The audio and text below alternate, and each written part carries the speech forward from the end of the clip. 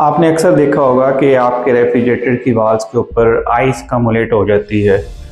इसको कम करने के लिए एक फीचर यूज़ होता है जिसको हम डीफ्रॉस्टिंग होती है। बेसिकली हीटिंग सिस्टम होता है या एयर की सर्कुलेशन का सिस्टम होता है जो कि आइस को कमुलेट होने से पहले ही डिफरेंट इंटरवल्स में मेल्ट कर दिया जाता है, जिससे आपके रेफ्रिजरेटर की एफिशिएंसी इंक्रीज होती है। To fully appreciate refrigeration, we need to revisit the thermodynamics.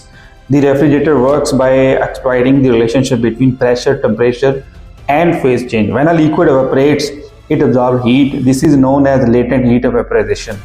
The refrigerant absorbs this heat inside the fridge and releases it outside during condensation, creating a continuous heat pump. Refrigeration का idea new नहीं है, बल्कि पुरानी तहजीबों में food को preserve करने के लिए आइस हाउसेस का यूज़ किया जाता है। The first modern refrigerator was invented in 1834 by Jacob Perkins. The refrigerators becomes very common at the start of the 20th century.